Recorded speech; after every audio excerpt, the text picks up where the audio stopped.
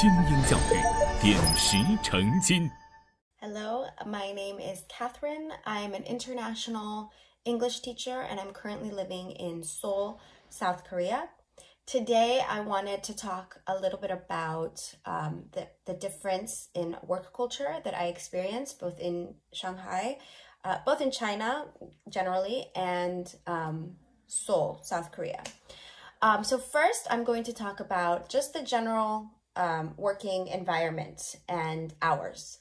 So both in Seoul and China, it was, kind of traditional standard 40-hour work weeks, which is what I was used to, what I've always worked, including in America, just very standard.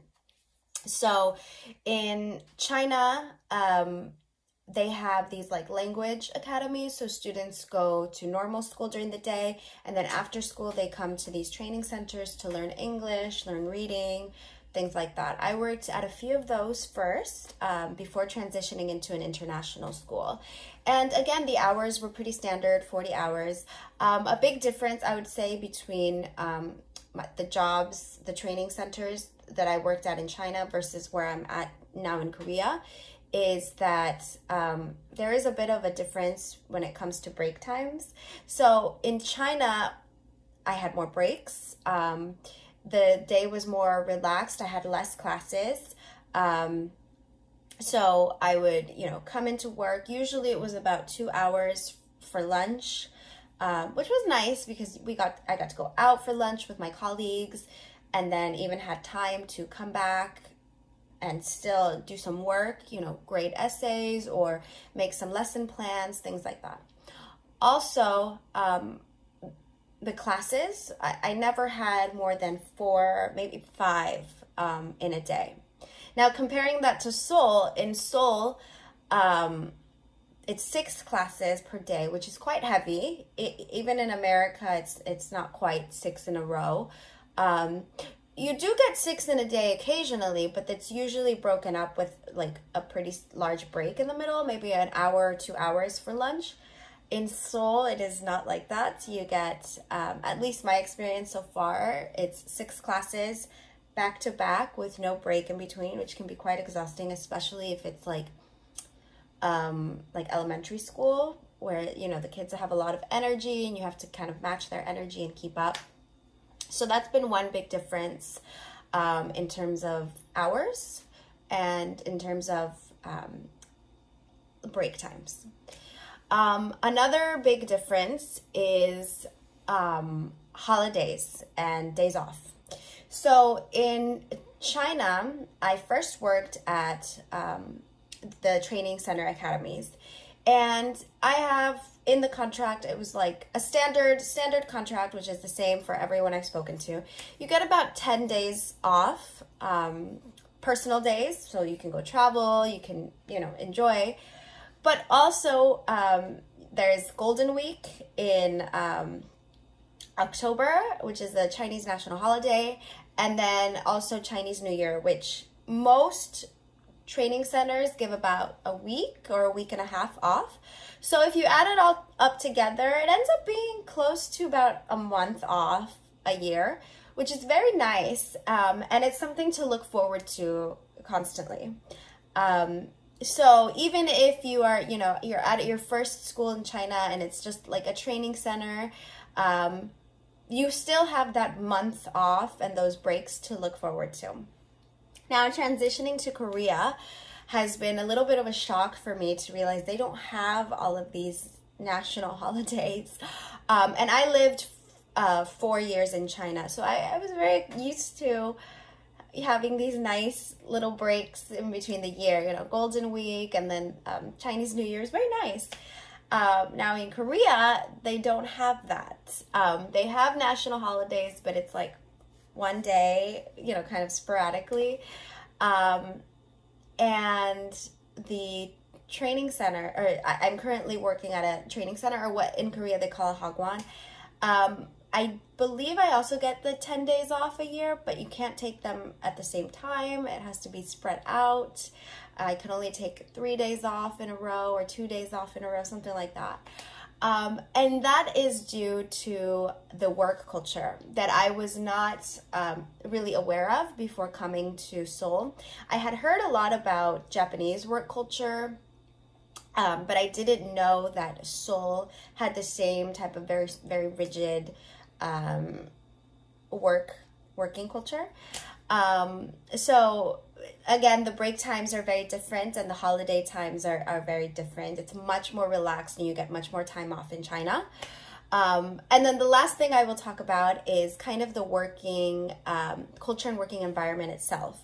So in China, once again, very relaxed. You go in, you do your work, you teach your classes, you grade your essays, and then you finish and you go home. And it's very kind of straightforward, kind of done.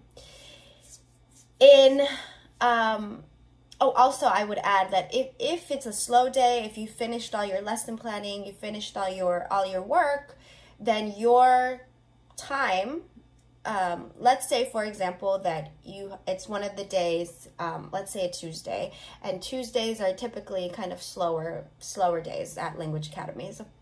So let's say Tuesday, my first class isn't until 5 p.m., but my work day starts at 12. So I go in, and if all my work is finished, then I have that time to basically, for myself in China.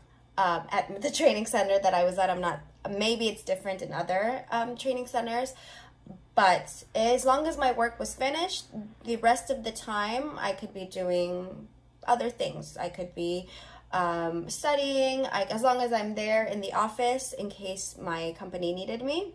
That time was basically for myself, which a lot of the teachers use to prepare other lessons, but some teachers use to study for their own exams or take online classes. So it was kind of very relaxed. South Korea is quite different. If I don't have a class until 5, however, that window of extra time is kind of expected to be used to do work. And sometimes it's a little conflicting, because if you finished all the work, you've done all your lesson plans, you've made all of your materials, everything is finished, but you kind of don't really have much to do. You can't really use that time to, for example, work on an online class for yourself or something like that. You really need to be doing work for the company at all times. So that was another big difference that I've experienced so far. And the last one is just in terms of like leaving. So again, in China, when your shift is over, you just go. That's it. In Seoul, there's a little bit, now it's a little different for the foreigners, because we come from a different culture. But there is this kind of like culture where, okay, your working time is over. It's like 6, let's say you finish at 6 p.m. and you want to leave, but you shouldn't leave yet. You should wait. You should maybe give the company like 10 more minutes or 20 more minutes. You should ask your boss, can I help you with anything? Do you need anything? Now, again, us foreigners are kind of excluded from that a little bit, but my Korean colleagues tell me, we can't really leave at our ending time. We should always ask or stay a little longer, kind of to show how dedicated we are to the company. And again, this is not something I experienced in China, so it's a little bit of a culture shock, and just a little bit of, again, actually a big culture shock for me as well. Also, one more thing I'll say is the time off, meaning weekends or whenever your days off are. Sometimes in Seoul, if they need you, you're contractually obligated to go in on the weekends. Again, this didn't happen in China, where your days off were just your days off. That wasn't in your contract. Now, you do get paid additionally in Korea if they ask you to come in on a weekend. But I think and you have a choice, you don't have to, but I think it's more because of the work culture. if you're asked to go in on the weekend, you're kind of expected to go in on the weekend. Saying no would probably not be, it would probably be a little bit frowned upon if you said no. So these are some, very interesting culture differences in regards to working culture that I've experienced as a foreigner, working as an English teacher in both countries. So thank you for listening.